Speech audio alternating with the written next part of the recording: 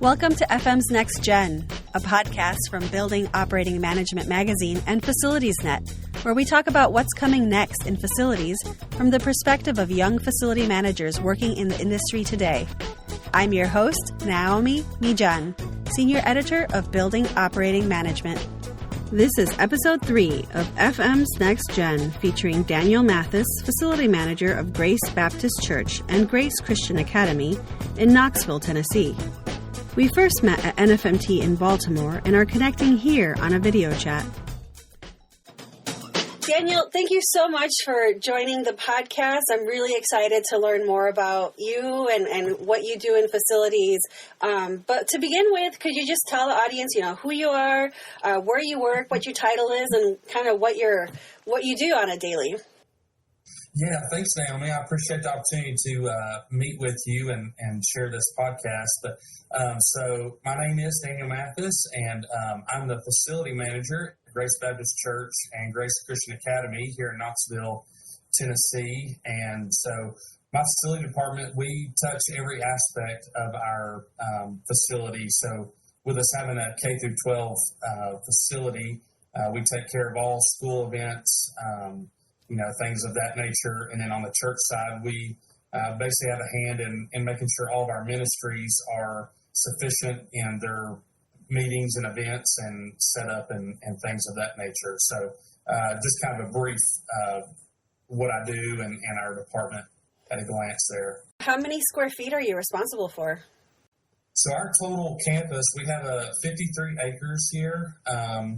And we have about 320,000 under roof that we maintain. So on our main campus, we have 5 buildings total, and plus our athletic facilities. We have several athletic fields and stuff that we maintain. And then we have some property across the street. Can't remember how many square foot it is, but we have a counseling center that's across the street that we lease in like a little strip mall. So we take care of that as well. So we have quite a big facility, not as big as probably some manufacturing places, but we're kind of scattered out on the 53 acres. So have a pretty good little dynamic there as far as building maintenance. Yeah. And then what does your team look like? Is it all in-house? Do you do in-house outsource? How many? Yeah. So my team right now, we have 4, including myself. I have an admin that kind of handles our scheduling and to kind of make sure our schedule, we don't have overlaps between the church and the school, because we share a lot of our rooms and spaces and auditoriums with like our school theatrical department. And so a lot of coordinating there. And I have a maintenance supervisor and a setup manager. And obviously setup manager is exactly what his title is. And he sets up all of our events, and then he also tandems in helping us with our maintenance and kind of lending a hand there. So when he's not setting up rooms and things like that for events, that's what he's doing.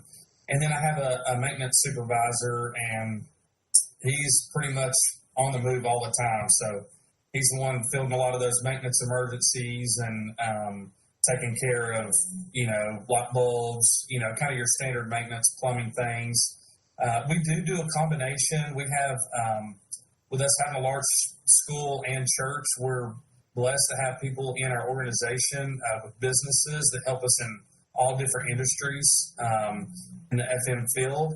And so we outsource and try to help them and allow them to be a part of the organization in that way, because a lot of them like to give back to our organization by offering services and stuff. So we outsource and we use some general contractors and stuff, just depending on the scale of the project. So we do use both, and it's been very successful for us. Mm-hmm. So how long have you been the facility manager there? So I've been in my current position for about 2.5 years. I think this December will actually be 3. And I started out as the maintenance supervisor, and so I previously was a business owner. I had a landscape company for about 15 years, and so that really taught me a lot of the business aspects. And then I stepped in as the maintenance supervisor because the current guy was leaving, and then my boss, he actually left to go work for another company, that's a global facility management organization, and I was allowed the opportunity to step into her role as the FM at that time. So it's been a great experience for me. Yeah. So you have a good hands-on on the whole everything from the moment you step on the property line to the office. Yeah. Well, and my father, he I've been around construction most of my life, so I know a lot of I'm not an expert by any means. I know a lot of people use the jack of all trade, master of none. So I definitely think I fit that shoe. So, he's a custom home builder here locally. And so growing up, that really allowed me an opportunity to experience a lot of things. And my dad was great at just, saying, hey, do this, or letting me and my brother try things out in the construction field that we wouldn't have necessarily got experience otherwise. So being around those trades has really helped a lot in my FM career, and even my starting out as the maintenance supervisor. It helped me a ton, just kind of knowing those skills. And I know I had a long way to go, but that's definitely helped kind of be the launching pad for that. Yeah, definitely. So it's been good. It is. So, so you've been at it for a couple years inside the building. What do you think so far? I love it. It's kind of a challenge. I think that's probably what intrigues me the most about it, because there's so many moving dynamics to facility management, just kind of as I've learned in my role over the last 2.5 years. I don't know. For me, I guess personally, there is just because of the role of FM and what it plays in the organization, I've always found a satisfaction in knowing that you're helping your organization, there's a dependency that your organization has upon your role as far as operation, because, here, like I was telling you, we touch every ministry and every member and every school family, every class. And so for me personally, it's nice to sit back, on projects and just maintenance and just know that, hey, our team helped make that a success, And a lot of times facilities, and I tell my team, probably not as often as I probably should remind ourselves, but, that facilities is kind of like a thankless job, if you will, because it's kind of one of those things. And my team is great. We don't have to have recognition, we can rest in our satisfaction to know that, we're helping the organization be successful and carry out the mission and vision of what we're, called to do. So. But I think just having that in mind, that really helps, kind of challenges me to get better and how can we make that organization more successful going forward. So I love it. I think it's great. Keeps you on your toes, definitely. Yeah, definitely. And that whole thankless aspect is, I think, something that, you have to be the kind of person that can do that can, give your all every day and show up, with that heart to do the work, and know that no one, the way I say it is nobody ever sees clean, but they always see dirty. Absolutely. You can have the cleanest project and somebody's going to see that one little speck of dust down there in the corner. Yeah.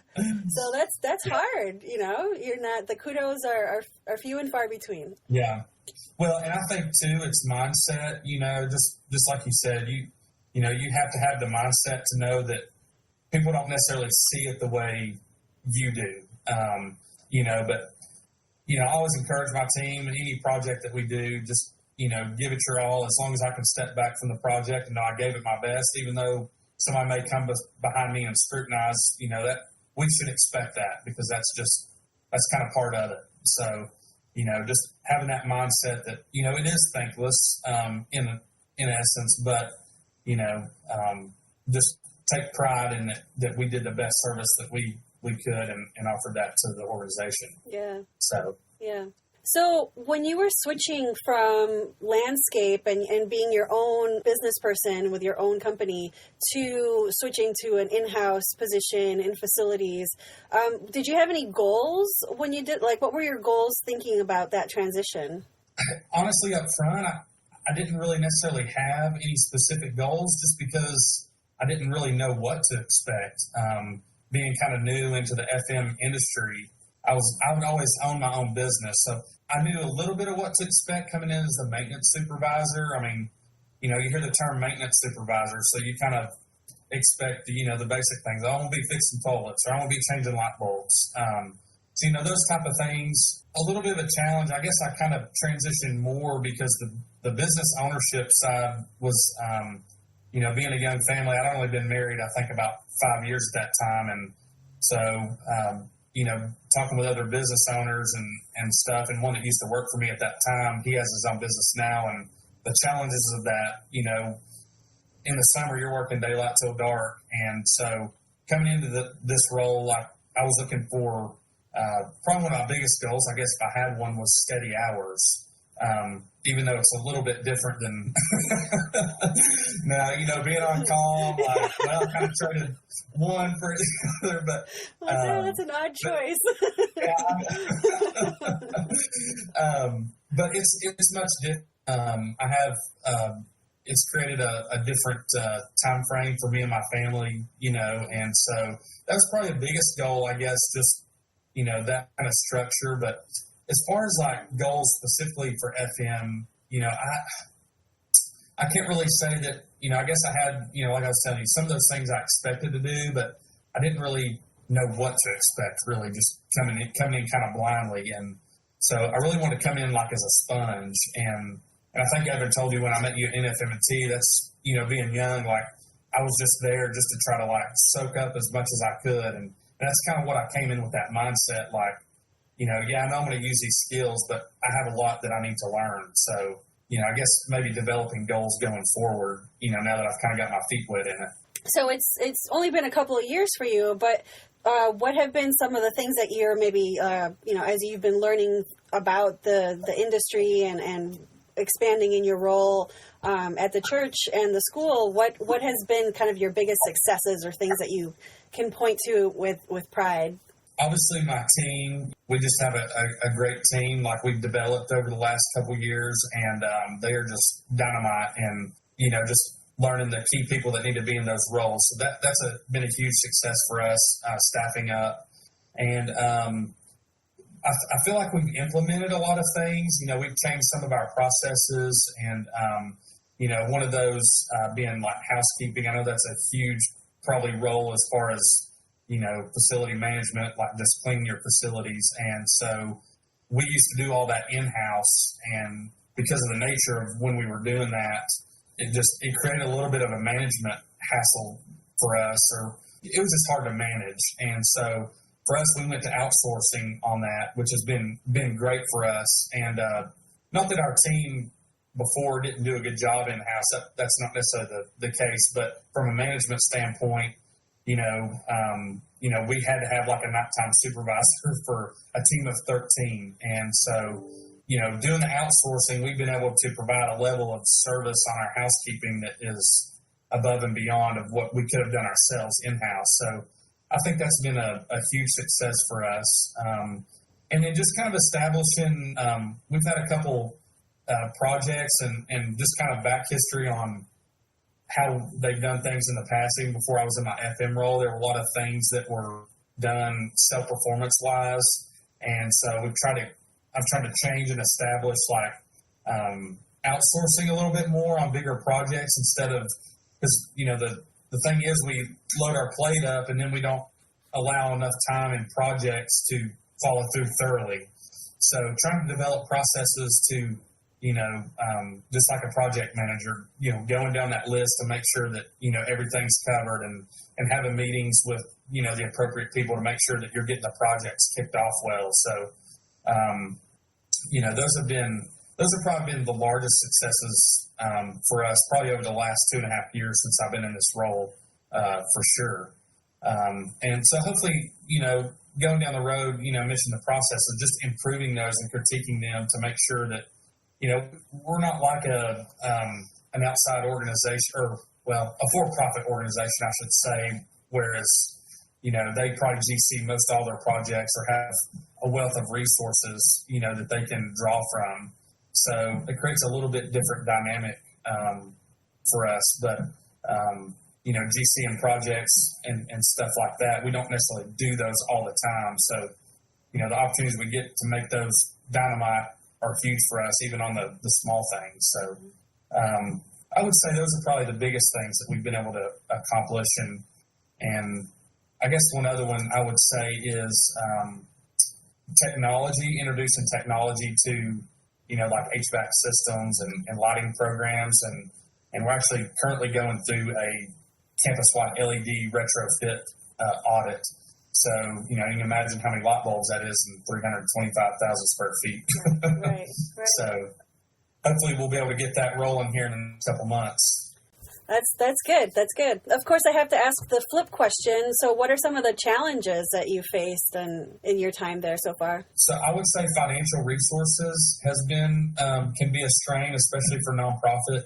We depend on, the church, we depend on tithes, and with the school being a private school, budgets are based on tuition and the amount of students that are here. So, that can really create a strain on, the projects that you can carry out.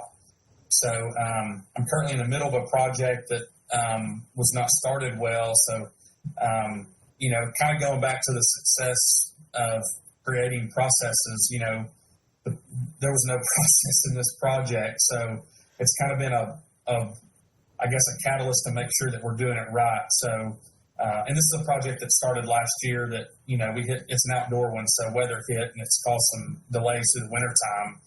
But, I'm trying to figure out how we can, finish it up and make it a success and use that as a learning, like I said, developing those processes, making sure that we're doing everything that we need to and have the people in place to do the things they need. Timelining, has been a huge thing for us. So, and communication too, sometimes that has been a little bit of a challenge, just sometimes people are slower, and I'm included in that bracket of responding to things when you need, answers and whatnot. So just kind of being consistent in, communication with your team. And so I think that's one thing I could definitely continue to improve on, for sure. But yeah, thankfully we haven't really had a ton of failures. I guess, knock on wood, at least catastrophically. No, yeah, definitely. Yeah, absolutely. The field always is coming up with curveballs, but I'm glad things have been going smoothly. Well, one question before I ask the question about young people. How is it for you, since you're relatively new in the field, finding peers, other facility managers like you in your area that you can draw on as a resource? Is that something that has been easy for you, tricky? How's that working out? I wouldn't say tricky for us, or at least for me. So good thing is, my father is actually an FM too, so he's been a great one. My father-in-law, for a health system here in town, and the churches. So I've reached out to several other facility managers at churches here locally, and some that have schools as well. And that's been a great resource for those guys, because I guess just being a nonprofit, like, those guys experience a lot of the same challenges as I have. So, when I call them, ask them a question, they may be even trying to figure it out themselves, or they may, have a good recommendation.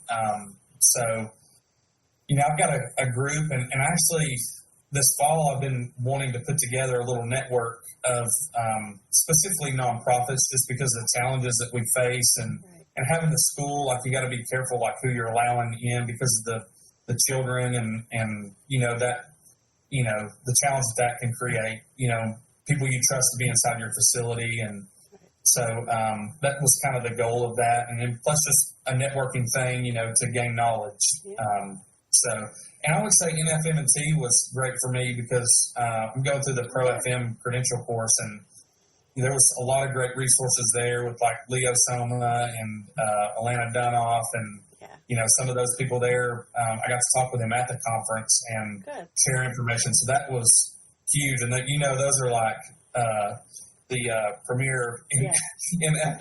Yeah, so the elite of the elite. Yeah, absolutely. So I feel like finding those people have been great. And just knowing that they're kind of in your back pocket, that whenever you got a question, you can just reach out to them and know they're willing there to help. So. it's been huge. Yeah, and like people like Alana, she's so giving and so, you know, available and awesome. So yes, Yeah, I'm glad you were able to connect. That's great. And I'm glad you were able to go to that course. That's fantastic. If thinking about people coming into the field, you know, young people, maybe they're in high school, maybe they're in college, and they're listening to you and they're curious about this facilities management thing, what do you think would be good for them to kind of be thinking about, exploring? Like, how should they be trying to see if this is a good fit for them? I'm going to kind of go back to my high school years. So I went to, obviously, local high school here, and we actually had a vocational school there.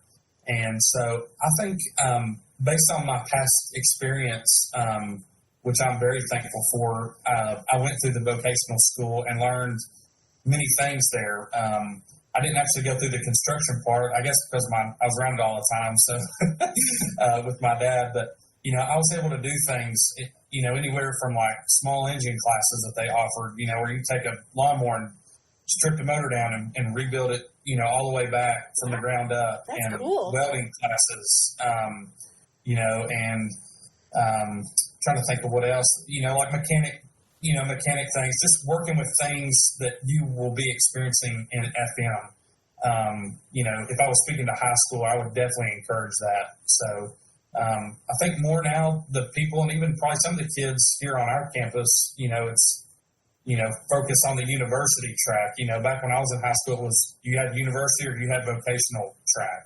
So, you know, I think at least experience here is there's a huge lack in skilled trades workers. And so I would encourage any young kid to get in those. And then I guess outside of high school, you know, I didn't go and get a college degree, and I was encouraged to, you know, but thankfully my parents didn't necessarily push me in that direction, but I was given the opportunity that, hey, if that's something you want to do. So I did start on the business management degree, but obviously, you know, I had to sacrifice that because my business was growing so well.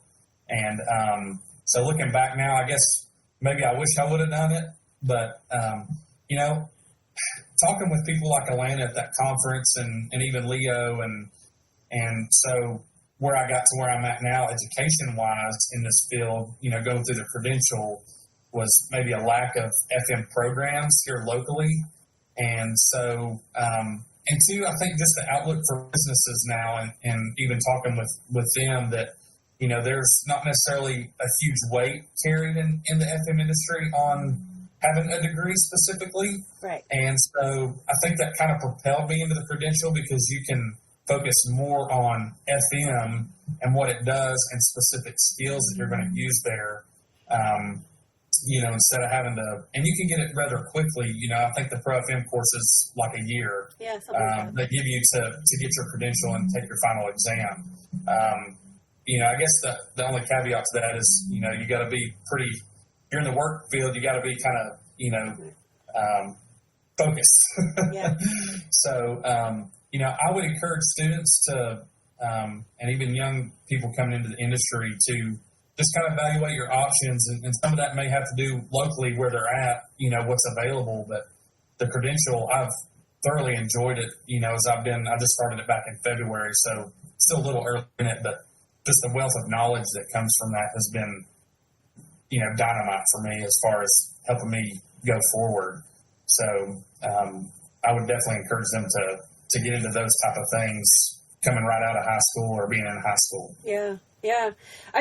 One thing that I've always been fascinated by with facilities management is that it's a very wide entry point into almost anybody, if they have an aptitude and an interest, could be in facilities management. It's not so much you need to have like certain fields you have to have the 4-year degree and you have to, you know, have this like very narrow track right. into it, and that's not the case in facilities. Well, I think you hit it on the head. Broad is definitely, because you're dealing with so many aspects. You know, a building is not, you know, I'm not just doing HVAC things. You know, in FM, you're dealing with the campus and the facility as a whole, you know, whether it be processes or, you know, the mechanical, technical side of it, you know, those type of things.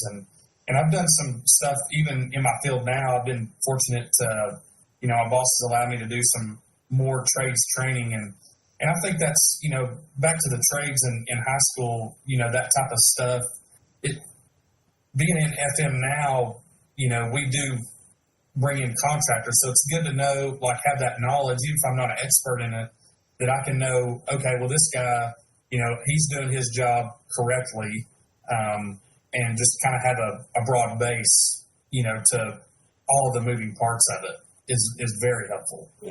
Yeah, definitely. So one thing that I've been wondering about is, so the industry is talking a lot about people retiring. As you know, facilities management has a large percentage of facilities management is much older, and they've been in the industry for decades and decades, and have had very fruitful and long careers.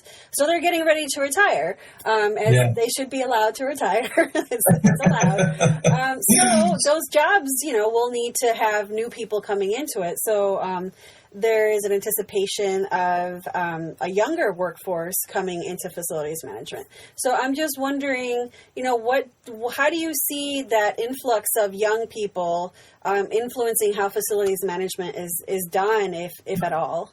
The younger people are coming in with things that are being developed now, and I think technology is probably going to be the hugest impact, because now the building analytics that are offered, through, like BACnet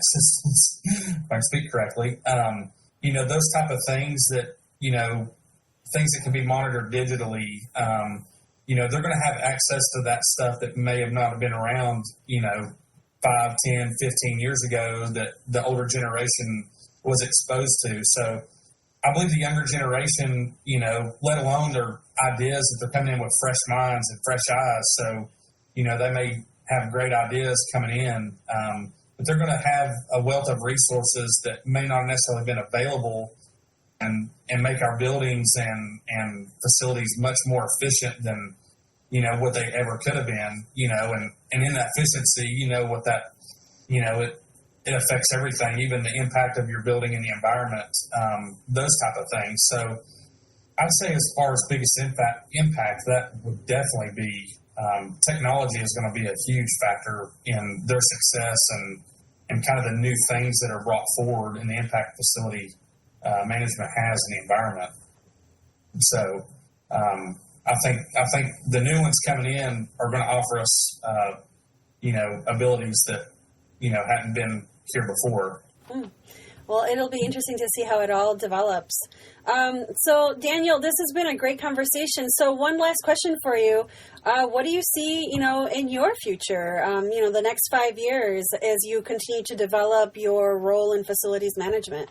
So I would say 5 years, probably a little bit of a moving target to some degree, but I guess my focus over the next couple of years is just to continue to be a sponge, still young in the industry, and kind of find home some of those skills that are necessary in the FM world, and specific to our organization here, and just keep developing those going forward to make sure that, I'm having the best impact here that I can and making our facility run and be as efficient, as it can. So, and where that leads, that's still out there in the future. So I'm just glad to be where I'm at now and thankful for the opportunities that I've been given here. Yeah, definitely. Well, Daniel, it sounds like you're in a really great spot, and I look forward to, learning more about how you continue to develop your career as time goes on. So thank you so much for taking time to join the podcast and tell us about what you do there at Grace Baptist Church. Much success for the future. Thank you, Naomi. I appreciate the opportunity. Thank you so much for listening to episode 3 of FM's Next Gen, featuring Daniel Mathis, facility manager of Grace Baptist Church and Grace Christian Academy. What did you think? Were there any questions I forgot to ask? Let me know in the comments below or send me an email at naomi.mijan@tradepress.com. Be sure to tune in next week for the next episode of FM's Next Gen. And in the meantime, find everything you could ever want to know about facilities management at FacilitiesNet, the online home of building operating management and facility maintenance decisions magazines. I've been your host, Naomi Mijan, Senior Editor of Building Operating Management.